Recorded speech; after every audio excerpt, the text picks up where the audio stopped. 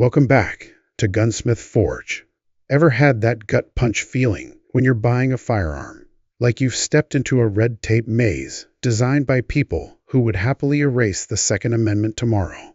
The real kicker is those same voices keep chanting, "We need more gun laws," while ignoring the fact that we already live under roughly 20,000 separate firearm regulations spread across the country. If there's a product in America more strangled by government rules, I sure haven't seen it. Crack open the history books, and the two big ones jump right out at you. The 1934 National Firearms Act and the 1968 Gun Control Act. The NFA clamps down on machine guns, short-barreled shotguns, silencers, and other hardware they love to label dangerous. The GCA, on the other hand, zeroes in on blocking convicted felons and certain restricted groups from buying guns. But here's the part that'll make your eyes roll. The Bureau of Alcohol, Tobacco, Firearms and Explosives has a 468-page digest of state and local laws. And only a handful of states, California, New York, New Jersey, Massachusetts, and Illinois, make up nearly 1/3 of that monster. California alone eats up close to 70 pages of fine print legal clutter, with new rules stacking up like spent brass at a belt-fed chute. No ordinary gun owner can possibly memorize them all. That's why we decided to help out the shooting community by calling out 10 of the most absurd anti-gun laws on the books today. Think of it as giving both the gun control lobby and our buddies at the ATF a well-earned symbolic middle finger. So let's dig in. Number 1. Gun-free zones. The idea here is laughable, that a criminal with evil intent will spot a gun-free zone sign and suddenly change his mind. After the tragic Tucson shooting, where 6 innocent people were killed, and Congresswoman Gabby Giffords was gravely wounded, Representative Peter King, out of New York, thought it was genius to create a 1,000-foot invisible gun ban bubble around every single elected official in the country.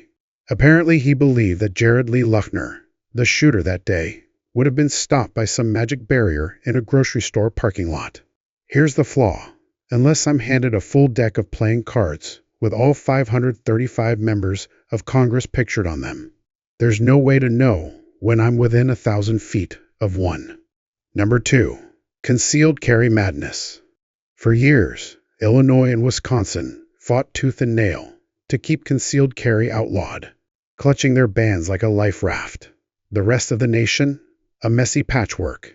Places like New York still run may-issue systems, where some sheriff or police chief gets to decide if you're worthy of a permit after months of paperwork.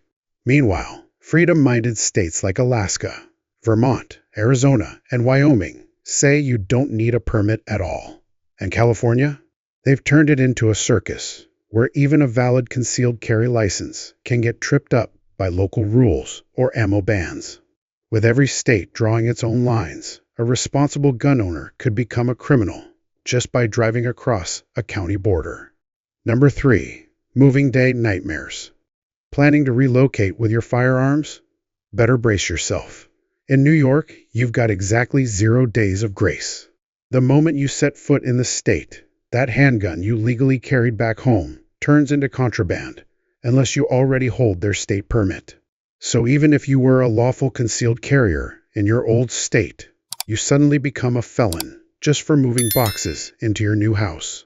That means plenty of shooters have had to sell off or abandon perfectly legal firearms just to stay on the right side of the law. Number 4. Antique and replica headaches. Want to get into collecting classic iron? Better watch your step. Federal, state, and even city laws can twist together in ways that make no sense. For instance, owning an original broom handle Mauser with its factory shoulder stock is legal.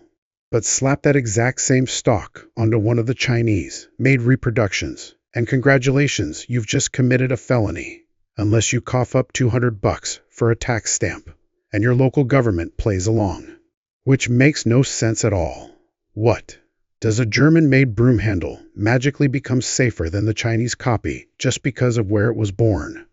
Number 5. Range bans. In places like Chicago or the entire state of New Jersey, lawmakers have decided that shooting ranges are some kind of public health menace. Doesn't matter if it's a pro indoor facility or a safe little setup on private land, you're out of luck. Massachusetts adds its own brand of lunacy by banning targets that look too human. The irony? The best way to build safe, responsible gun skills is through structured practice at a range. Yet in these states, they've made the very act of training the problem. Number 6. Imported parts and the feature trap.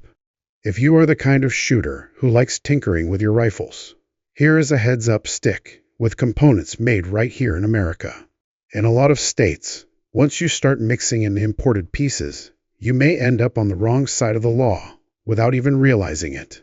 California takes this to an even stranger level, claiming that a simple pistol grip magically turns a sporting rifle into something the average citizen should not be trusted with, even though pistol grips have been a standard feature on military rifles across the globe for decades, including those carried by our own troops.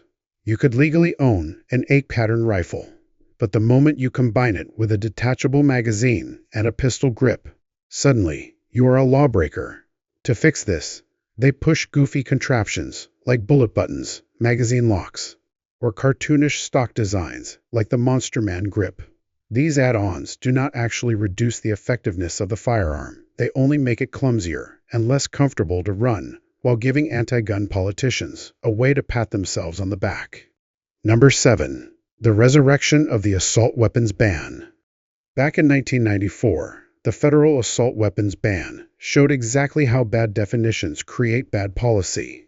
It basically said that any gun with a detachable magazine, plus a few cosmetic details, like a pistol grip, folding stock, or muzzle device, was now a forbidden weapon.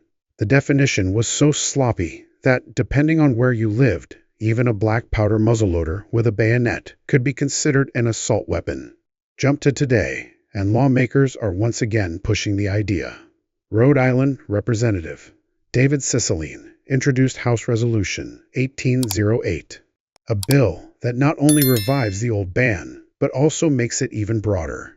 It squeaked through the House in July of 2022 and seeks to block the making, selling, importing, transferring, and in some cases, even owning a long list of commonly used rifles and carbines. The wording is so wide-ranging that if you own a rifle with a Picatinny rail, just adding a forward grip could land you in hot water. If it is modern, practical, or appealing to shooters, this bill wants it off the table. Number 8. One gun a month restrictions. In states like Maryland, Virginia, New Jersey, and California, the government limits firearm buyers as if they were rationing food supplies. The rule is simple: one firearm purchased per month, no matter what. Supporters claim it slows down gun traffickers, as if career criminals are politely pausing between buys to stay within the rules. The truth is, these laws only punish law-abiding Americans who want to build their collections or take advantage of deals when they appear. With today's economy, where inflation has already squeezed every hobby and paycheck, the notion that the average gun owner is picking up a dozen firearms each year is laughable. Number 9. The myth of micro-stamping. California never misses a chance to invent new hurdles for gun owners, and Senate Bill 452 is the latest. Set to take effect in 2027, it will effectively block the sale of any new handgun that does not include microstamping on the firing pin. For those unfamiliar, microstamping is the idea of etching a tiny identifying code on the firing pin so that every spent casing carries a traceable mark. In theory, this would let police trace a shell casing straight back to a specific gun, just like a scene from a crime show. The problem: firearms already leave unique marks on bullets and casings that experts can match to a gun without the need for brand new technology. Gun makers from Smith & Wesson to others have said the same thing: the marks wear out after a few hundred rounds, making the system useless. On top of that, for microstamping to actually work, every single firearm would have to be registered, which raises serious privacy concerns. In real-world testing, it has proven costly, unreliable, and more about politics than about public safety. Number 10. Instant background checks that aren't. When the Brady Handgun Violence Prevention Act passed in 1993, it paved the way for the National Instant Criminal Background Check System, better known as NICS, which went online in 1998. On paper, NICS was designed to give dealers a quick, almost immediate answer on whether a buyer was eligible. The system can process about 150 checks every minute, and the majority of approvals come back within 2 minutes. So why does it belong on this list? Because in 12 states, plus Washington, D.C., even if NICS clears you instantly, you are still forced to wait. Depending on where you live, that could be a mandatory day-long pause, or it could stretch to 2 full weeks before you are allowed to take your purchase home. The system is supposed to be instant, but in these states, it is more like we will let you know when we feel like it. For responsible gun owners, it is not about safety, it is just another layer of pointless red tape.